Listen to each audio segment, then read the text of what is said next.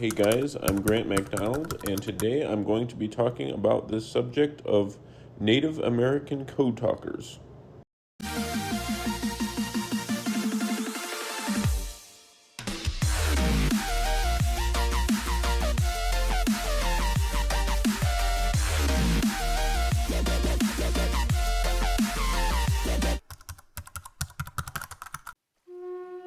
So many of you have probably heard of Native American code talkers, but you may not realize just how important they were.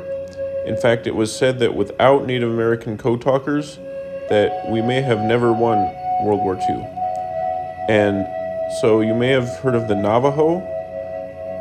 They were the most popular of the code talkers, but there was also the Apache, among other tribes, and they did not just fight in World War II. You probably have heard of code talkers in World War II, but they also fought in other wars, such as World War I, and there were other tribes used as well, such as the Cherokee mainly, and among other groups, and many of them have lived on to tell their stories, and there are certain prominent figures that I will be discussing later on in this video. So stay tuned and I will discuss. So among the most common code talkers in World War II, if not the most common, were the Navajo.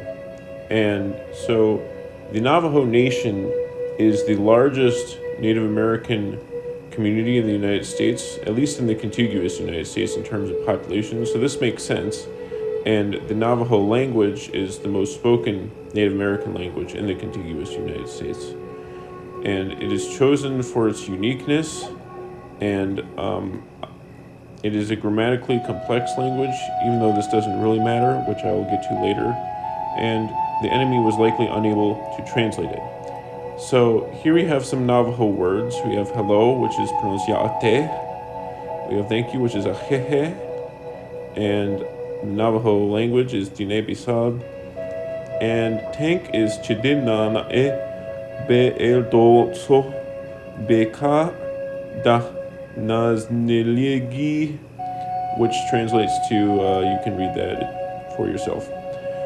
And here we have some Navajo code. So the way Navajo code works is each letter has an English word with that letter translated into Navajo. I know that sounds kind of complicated, but you can see here, like for A, it's ant. Ant is the English word that begins with the letter A. And then that is translated into Navajo. And that's how the Navajo code works. And for each letter, there are 3 words that you can use interchangeably to make it even more complex so that the enemy could not interpret it. And so, for example, A, you have ant, apple, and axe. And those 3 words are all translated into Navajo. And then they also have some special words just to make things easier, because obviously it would take a while to have to spell out everything, which it did. But for certain common terms or the names of ships, they just had names for them. They didn't have to spell it out, which made it easier. And in the next section, I will be discussing Peter MacDonald, who was a famous Navajo code talker, among other famous Navajo code talkers, and their significance in the war. Again, as I mentioned earlier, it was said that without the Navajos, we may have never even won World War II.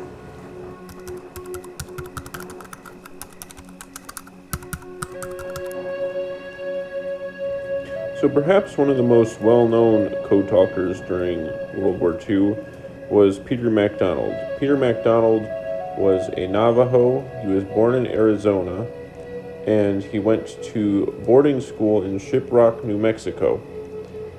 And he wanted to enlist in the military at the age of 15, which is too young, but he said he was 17. and when they asked for his birth certificate, he said he didn't have one. He was rejected, but later he eventually did get into the military, and he discussed that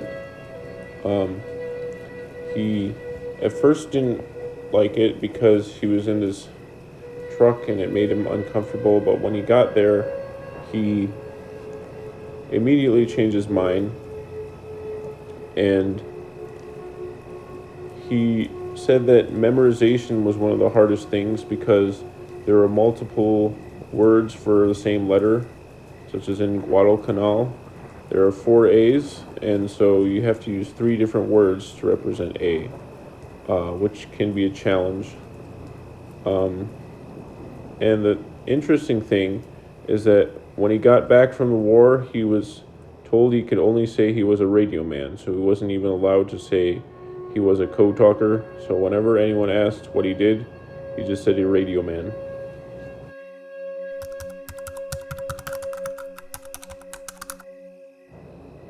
So now let's bring it back to the book that I read in class, Call Me Indian by Fred Sasakamoose, as there are several similarities here. So first of all, Fred is awarded for his talent by being called chief, which is the highest rank in many Native American tribes.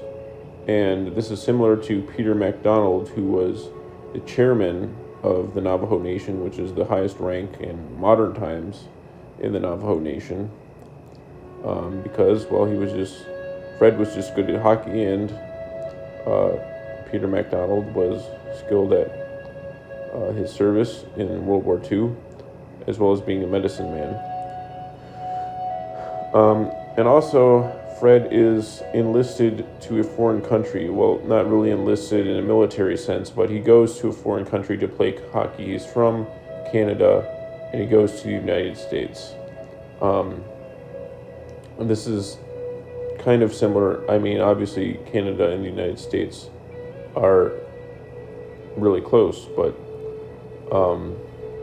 it's kind of similar in a way to Peter MacDonald, or any code talker for that matter, going to a foreign country to use their code.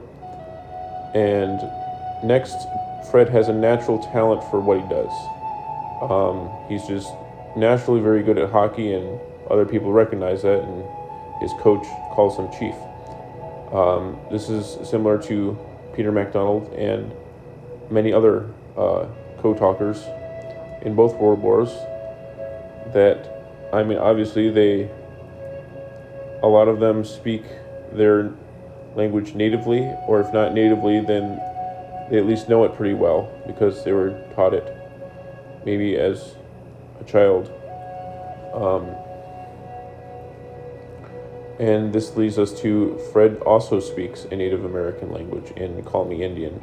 He speaks Plains Cree, but you could argue that sometimes when he's having conversation with his mom or anyone else in Plains Cree, perhaps it is because he doesn't want anyone else knowing what he's saying. I know that's the reason why a lot of people speak in their native language if it is not English in English-speaking countries, is so that they can get away with a new degree of privacy that native English speakers are simply not capable of.